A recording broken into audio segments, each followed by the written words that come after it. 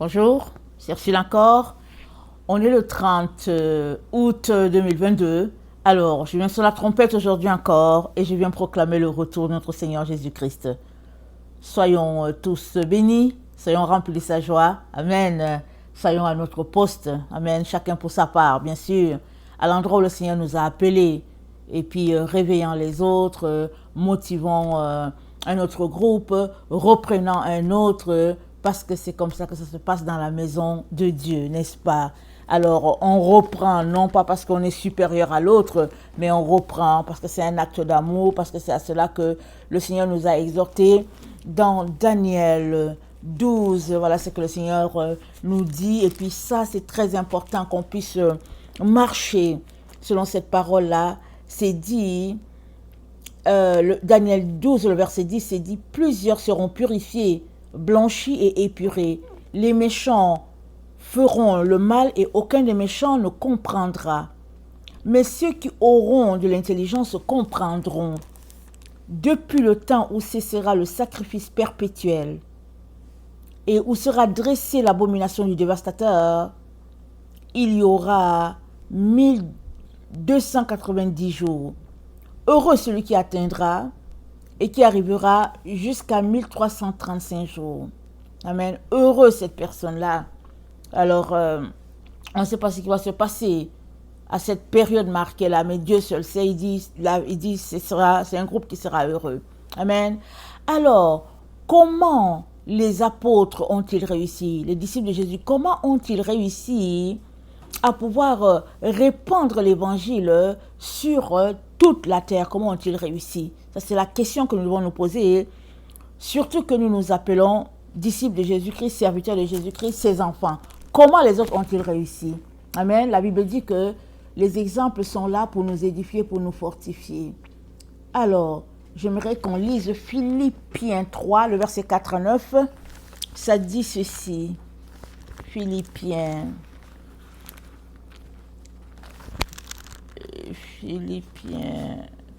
Attendez, excusez-moi.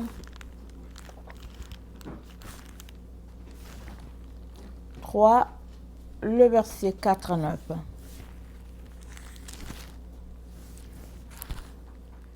Moi aussi, cependant, j'aurais sujet de mettre ma confiance en la chair. Si quelque autre croit pouvoir se confier en la chair, je le puis davantage. Moi, circoncis le 8e jour, de la race d'Israël, de la tribu de Benjamin, hébreu né d'hébreu, quant à la loi, pharisien, quant aux zèles, persécuteurs de l'Église, irréprochable à l'égard de la justice de la loi. Mais ces choses qui étaient pour moi des gains, je les ai regardées comme une perte à cause de Christ. Et même je regarde toutes choses comme une perte à cause de l'excellence de la connaissance de Jésus-Christ mon Seigneur, pour lequel j'ai renoncé à tout, et je les regarde comme de la boue, afin de gagner Christ, et d'être trouvé en lui, non avec ma justice, celle qui vient de la loi, mais avec celle qui s'obtient par la foi en Christ, la justice qui vient de Dieu par la foi, afin de connaître Christ et la puissance de sa résurrection et la communion de ses souffrances, en devenant conforme à lui dans sa mort, pour parvenir, si je puis, à la résurrection d'entre les morts. Ce n'est pas que j'ai déjà remporté le prix ou que j'ai déjà atteint la perfection, mais je cours pour tâcher de le saisir. Puisque moi aussi, j'ai été saisi par Jésus-Christ. Frère, je ne pense pas l'avoir saisi, mais je fais une chose, oubliant ce qui est en arrière et me portant vers ce qui est en avant, je cours vers le but pour remporter le prix de la vocation céleste de Dieu en Jésus-Christ. Amen. Ça, c'est notre frère Paul qui parle, notre bien-aimé Paul. Amen. On bénit le Seigneur pour ce frère-là qu'il nous a donné, pour ses lettres qui nous exhortent. Jusqu'aujourd'hui, comme s'il était là au milieu de nous. Il parle des choses qui, au fait, nous touchent profondément, hein, alors que c'était au 1er siècle. Alors, Paul commence par nous parler de sa classe sociale, de qui il est en réalité. Et nous savons qu'il était un érudit du temps où il est né, c'était pas tout le monde qui étudiait comme dans notre temps. Lui, en tout cas, il faisait partie de ces personnes privilégiées qui savaient lire, qui savaient écrire. Et puis peut-être que si on le qualifiait d'aujourd'hui, c'est peut-être quelqu'un qui serait qualifié peut-être PhD, plus, on ne sait pas. Mais il dit que toutes ces choses-là, il a regardé cela comme de la boue à ses pieds, afin de gagner Christ. Et il dit, j'ai renoncé à tout, le verset 8. J'ai renoncé à tout et je les regarde comme de la boue afin de gagner Christ. Voilà comment ils ont réussi. Ici, nous avons l'exemple de Paul, mais on peut citer les autres, Philippe, Jacques, Jean, tout le monde, on peut les citer. Les Barthélemy, Thomas, on peut citer tout un chacun. Quand Jésus était là, ils dépendaient de Jésus, ils écoutaient Jésus, ils étaient un peu poltrons par-ci par-là. Mais quand la puissance du Saint-Esprit est descendue, ils sont tous morts martyrs. On a les histoires des uns et des autres, les autres on n'a pas parce que bon, ils étaient dans des régions reculées. Mais ils sont tous morts martyrs. Voilà comment ils ont réussi. Ils ont tout abandonné à cause de Jésus-Christ. Ils ont tout abandonné dans le but de le connaître, comme c'est dit dans le verset 9, Paul dit, et d'être trouvé en lui, non avec ma justice, celle qui vient de la loi, mais avec celle qui s'obtient par la foi en Christ, la justice qui vient de Dieu par la foi, afin de connaître Christ et la puissance de sa résurrection et la communion de ses souffrances en devenant conforme à lui dans sa mort. Devenir conforme à Christ dans sa mort. Qu'est-ce que ça veut dire devenir conforme à quelqu'un dans sa mort? Ça veut dire mourir, en fait. C'est ça que ça veut dire.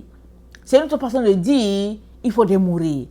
Alors, vous savez, un mort, il n'a pas de sensation, il n'a pas d'émotion, il n'a pas mal, il ne pleure pas. Un mort, il est mort. C'est tout. Les Ivoiriens disent cabri mort n'a pas peur de couteau, dans le sens, le cabri, il est mort. Alors, tu le blesses encore, ça ne change rien. Tu prends, peu importe ce que tu vas lui faire, il est mort. Et Paul dit que son but, c'est de devenir conforme à Christ dans sa mort. Et quand on lit ses écrits, à quelque part, il nous dit au revoir, il dit, voici le temps de son départ est venu, il dit, voilà, je sers de libation. Lui aussi, il est mort comme ça, je pense qu'on lui a coupé la tête ou quelque chose comme ça en prison. Et voilà comment tous ceux-là qui ont marché avec Christ sont morts. Et aujourd'hui encore, ça continue. On a adapté l'évangile de Jésus-Christ à une vie moderne, si bien que, voilà, on est chrétien et on a tout le confort, en tout cas, tous les avantages d'une vie agréable. Et puis on est là, on mène une vie tranquille, paisible. Et puis bon, voilà, on essaie de se conformer et puis de se conformer à la loi du pays. Et puis voilà, on est tranquille. Mais c'est pas comme ça que les autres ont vécu. Les autres ont tout laissé à cause de Christ. Voilà pourquoi ils pouvaient ramener plusieurs aussi dans la maison de Dieu. Voilà pourquoi ils ont réussi. Ils ont réussi par leur mort au fait. Donc la question est celle-ci. Es-tu mort en Christ? Es-tu mort? Paul dit que, en tout cas qu'il a évalué les choses et il a décidé de considérer toutes les autres choses comme de la boue afin de gagner Christ. C'était son seul but. Alors, c'est un exemple parfait, palpable aussi, parce qu'il a dit, soyez mes imitateurs comme je le suis de Christ. Pour que quelqu'un se mette à dire ça, ça veut dire qu'il l'était vraiment. Alors, moi, est-ce que je peux dire à quelqu'un d'être mon imitateur ou mon imitatrice? Non, je ne pense pas que je vais dire ça. Pourquoi? Parce que je connais mes faiblesses. Mais lui, il dit, soyez mes imitateurs. Il était parfait, entre guillemets, dans son amour pour Christ qu'il communiquait aux autres. Et nous sommes tous appelés à être parfaits. Comme Paul nous a donné l'exemple, mais la perfection, c'était notre Seigneur Jésus, et lui-même, notre Seigneur Jésus-Christ, nous a dit d'être parfaits comme Dieu le Père. Amen. Donc, Voilà, Paul dit dans le verset 12, il dit, ce n'est pas que j'ai déjà remporté le prix. Il dit, ou que j'ai atteint la perfection. Vous voyez ce qu'il dit? Il dit, non, je n'ai pas atteint la perfection. Mais il dit, je cours pour tâcher de le saisir. Amen et alléluia. Il dit, puisque moi aussi j'ai été saisi par Jésus. Donc il court pour saisir la perfection. Alors il dit, frère, je ne pense pas l'avoir saisi, hein, mais je fais une chose. J'oublie ce qui est en arrière. Et allant vers l'avant, je porte mon regard, mon but, afin de remporter le prix de la vocation céleste de Dieu en Jésus. Amen. Il a tout oublié pour remporter la vocation céleste. C'est ça son but. Alors, il est vraiment temps qu'on puisse s'arrêter, nous les gens de notre génération-là, qui avons été éduqués et élevés dans la Odyssée. Nous qui ne voyons pas, mais on dit qu'on voit. Nous qui nous habillons avec la bédaine dehors, avec les habits déchirés de toutes parts et puis on trouve que c'est la mode.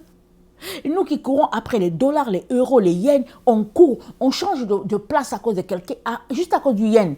On va voyager, on va dire, ok, je déménage, je m'en vais au Japon parce que, c'est-à-dire, on court après l'argent et puis on dit que oui, alléluia, Jésus m'a béni, amen, il est bon, il est ceci. C'est-à-dire qu'on court après les richesses de ce monde.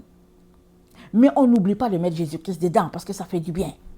On dit que oui, j'ai 2, 3 boulots et puis bon, c'est bon. Vraiment, tout ça, on m'a donné des boulots. C'est-à-dire que mon boss, et puis ça, je travaille la nuit, je travaille le jour, je voyage, je fais ceci. Et après, quel est le temps que tu as pour Dieu? C'est quel temps que tu as pour Dieu, puisque tout un chacun a 24 heures. Alors, tu as 3 boulots. En plus de cela, tu es mère de famille, tu as des enfants. Alors, quel temps tu as même pour tes enfants? Avant de commencer de dire qu'un temps pour Dieu. C'est-à-dire, il est très important qu'on puisse s'arrêter et puis faire une rencontre avec notre propre personne pour savoir qu'est-ce qu'on veut dans la vie. Toutes ces choses-là, après lesquelles on court, on aura ça en agogo. On ne saura même pas quoi faire. Quoi faire, on ne saura pas. Mais pour le moment, là où nous sommes là, nous devons courir de manière à remporter Christ. Voilà.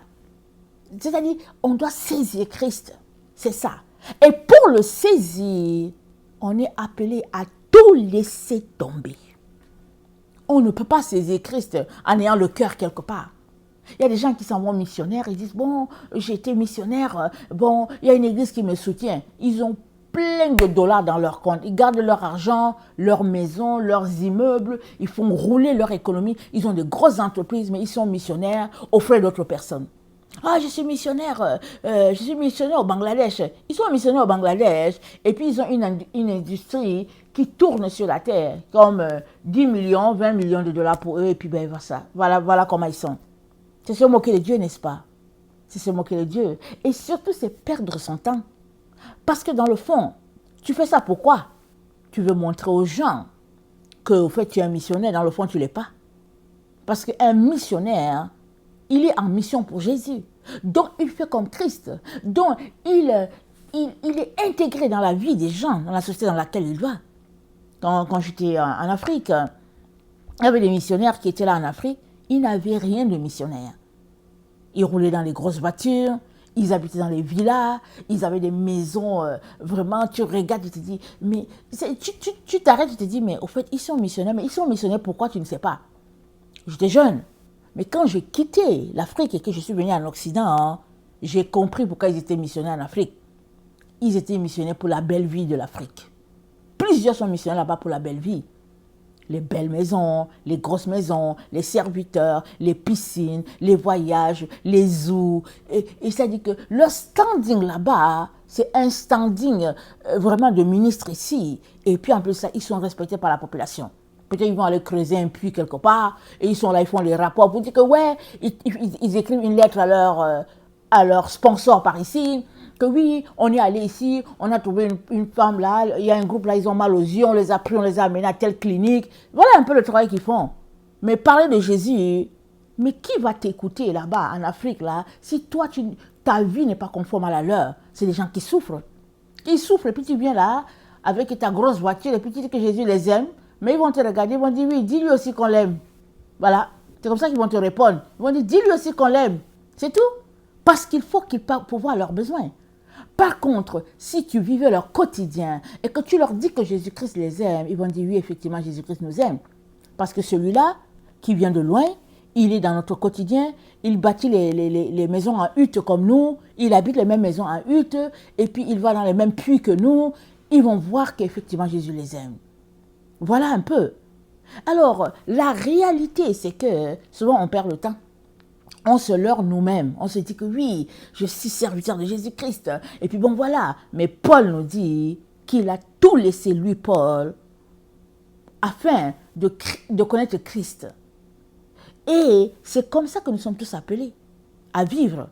Sinon, on est juste dans l'illusion. Le leurre de notre époque, notre génération. Notre génération, c'est de faire croire aux gens qu'on est quelque chose. C'est-à-dire, on présente une image de nous aux gens, alors que la vraie image, on la cache. Et pourquoi est-ce que certaines personnes se retrouvent-elles, par exemple, à cacher leur image, présenter une image fausse, et une image fausse d'elles? Pourquoi est-ce qu'elles agissent comme ça? C'est parce que elles pensent que c'est aux autres de les juger. Mais la Bible dit quoi? La Bible dit que c'est la parole de Dieu qui va nous juger. Jésus-Christ dit quoi? Il dit, moi je ne vais pas vous juger. Mais c'est la parole qui va vous juger. Ça c'est le premier élément. Le deuxième élément, c'est que dans 1 Corinthiens 11, le verset 31, c'est dit ceci. C'est dit que, comment c'est dit? Il dit, si nous nous jugeons nous-mêmes, nous ne serions pas jugés. Donc, nous sommes appelés à nous juger nous-mêmes. Donc, alors que nous nous jugeons nous-mêmes, nous pouvons donner une note à nos agissements, à notre état spirituel, et puis décider de changer. Ou bien décider soit de devenir plus amoureux de Jésus, ou bien tout simplement décider d'avoir un programme d'études bibliques, des choses comme ça. Et ça, c'est parce que tu as évalué l'état où tu es et tu as pu dire, je veux plus de Jésus et voilà comment je vais me comporter. Ou bien tu as pu évaluer l'endroit où tu es pour dire, oh non, non, non, non, Seigneur, je ne veux pas y arriver. Mais si tu ne fais pas cela, alors tu te comportes de manière à présenter un rayonnement de toi devant les autres, mais ce n'est pas les autres qui vont te juger. Ça ne sert à rien. Alors voilà pourquoi Paul dit qu'il traite durement son corps, lui, afin que, ayant prêché aux autres, il ne soit pas rejeté. Il traite durement son corps. Alors, nous sommes appelés à agir comme eux, parce qu'ils ont traité durement leur corps, alors ils ont réussi. Nous aussi, si nous voulons réussir, nous sommes appelés à traiter durement notre corps. Et dans 2 Timothée, dans 2 Timothée 2, voilà ce que Paul lui-même dit. Attendez, 2 Timothée 2, il dit,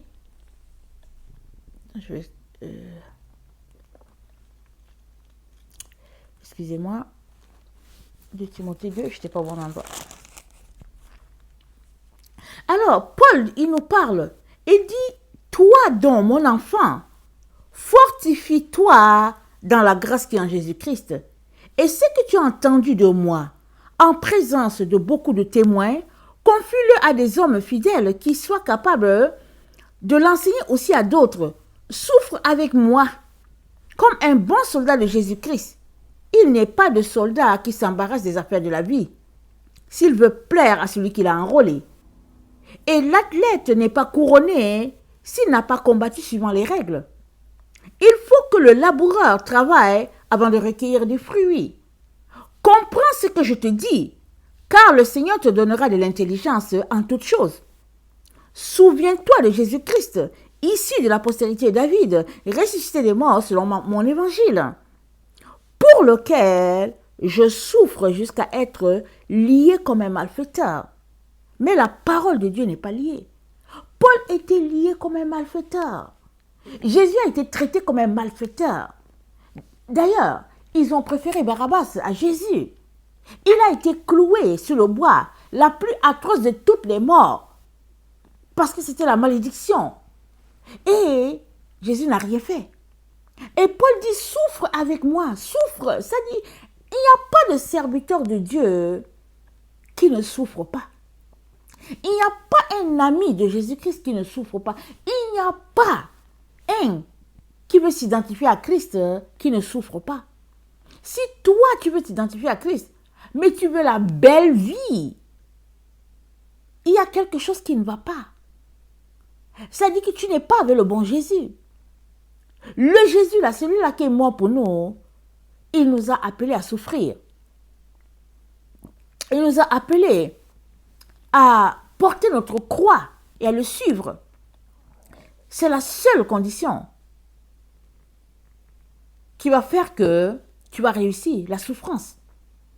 Parce que si tu veux juste Jésus, non, il faudrait que tu acceptes de souffrir, de porter le fardeau qui est rattaché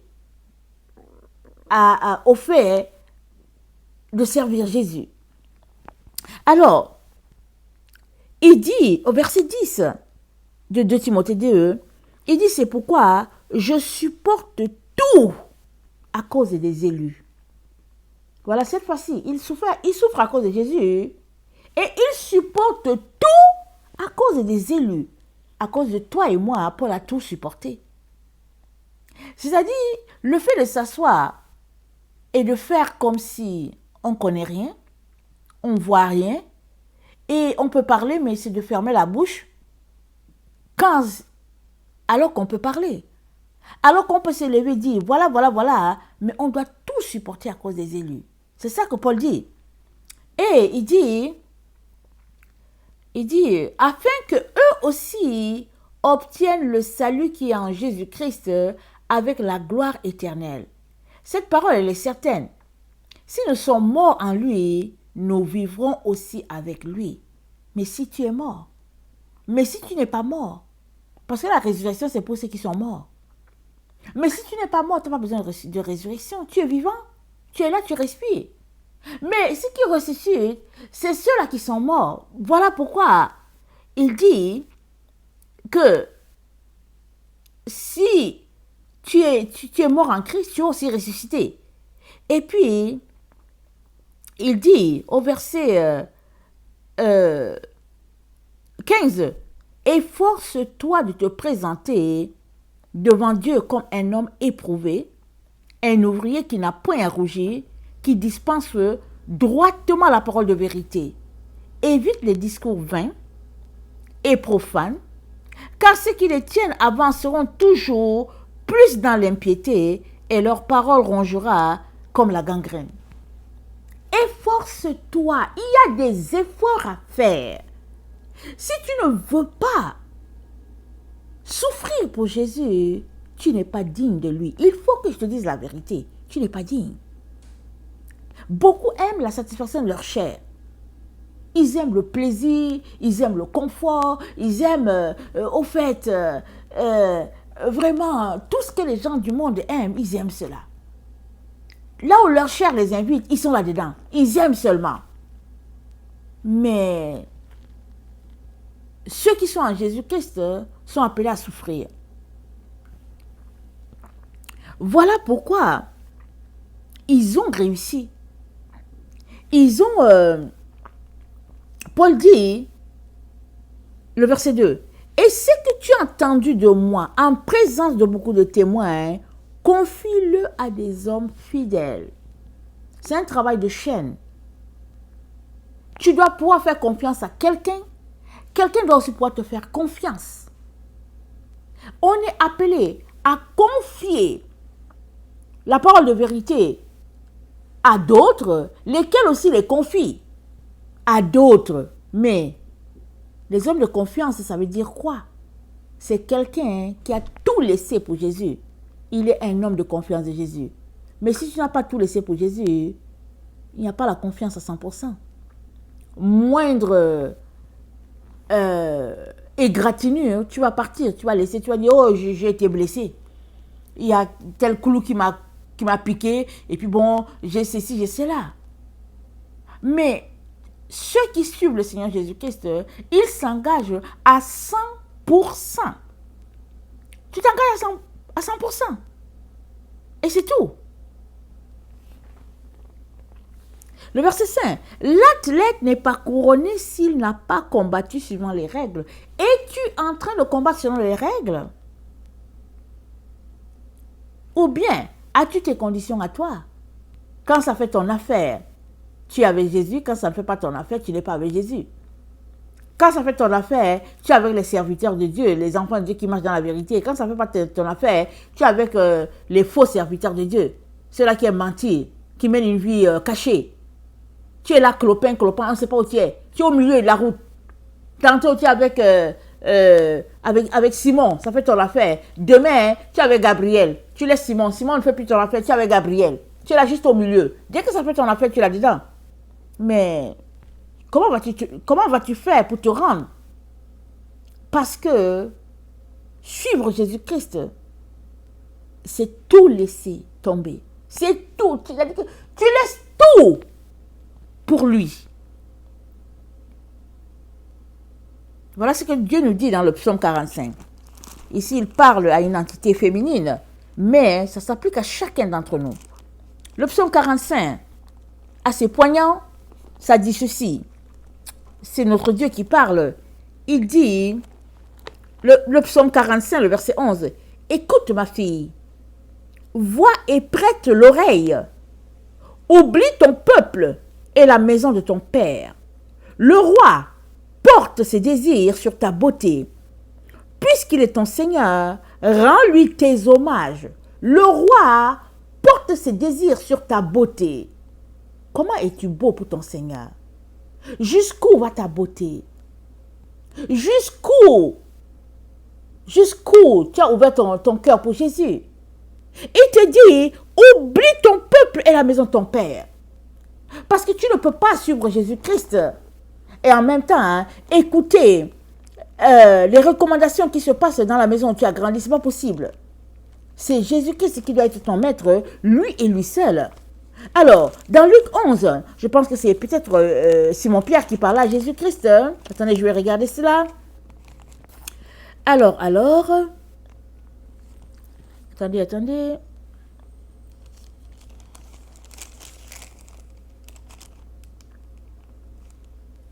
Luc 18, 28, Simon-Pierre dit à Jésus, « Voici, nous avons tout quitté et nous t'avons suivi. » Et Jésus leur dit, « Je vous le dis en vérité, il n'est personne qui, ayant quitté à cause du royaume de Dieu sa maison, ou sa femme, ou ses frères, ou ses parents, ou ses enfants, ne reçoivent beaucoup plus dans ce siècle-ci et dans le siècle à venir la vie éternelle. » Il dit, il n'y a personne.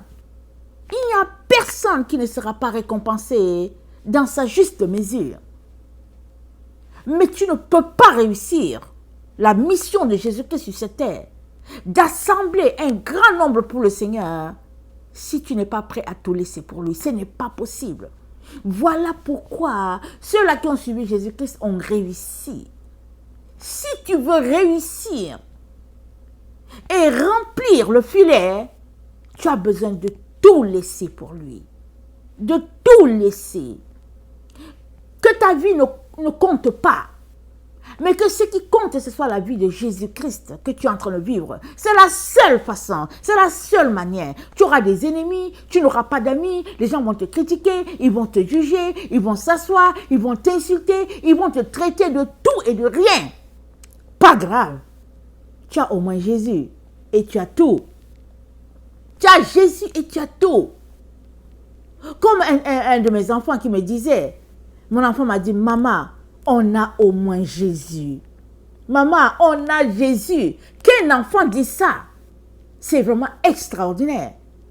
L'enfant me dit, maman, nous, on a au moins Jésus. Mais j'étais étonnée que ça soit de la bouche de l'enfant. Parce que, vous savez, les enfants, ils sont assis, c'est comme s'ils n'entendent pas, ils ne savent rien. Mais au moment où tu ne t'y attends pas, ils sortent une phrase pour dire, maman, Jésus est avec nous. Et ça, c'est une garantie. Si tu as Jésus, qu'est-ce que tu veux encore? Qu'est-ce que tu veux? Jésus, il est tout. Et peut-être que tu ne l'entends pas, alors continue de creuser pour ôter les obstacles sur ton chemin. Parce que si tu as Jésus, mais tu as tout, qu'est-ce que tu veux? Tu veux quoi? C'est mieux de n'avoir personne à tes côtés. Si c'est pour t'induire en erreur, si tu avais quelqu'un qui dans le fond ne t'aime pas et est hypocrite envers toi, si tu avais quelqu'un qui fait comme s'il avait toi dans le fond, il est juste clopin. Mais non, débarrasse-toi de ces genres de personnes. Elles sont un obstacle sur ton chemin. Mais si tu as Jésus, alors tu as tout. Et Jésus-Christ s'est dit, hé, ma fille, oublie ton peuple, oublie la maison de ton père. Le roi porte ses désirs sur ta beauté. Et toi, en retour, rends-lui tous tes hommages. Et nous sommes tous appelés à nous comporter comme Paul. Et pendant que nous nous comportons comme Paul, en même temps, nous nous efforçons de nous présenter devant Dieu. Parce que le jour vient où chacun se tiendra devant Dieu pour rendre compte. Que lui diras-tu? Te seras-tu efforcé de te présenter devant lui comme un ouvrier qui n'aura pas à rougir? Voilà le défi de tout un chacun. Voulons-nous réussir comme les apôtres? Voulons-nous réussir? Si c'est oui, alors nous savons ce que nous devons faire. Nous devons tout abandonner pour la gloire de notre roi. Alléluia. Je vous aime beaucoup et Dieu davantage. Maranatha, Jésus revient. Amen et Amen. Soyez bénis.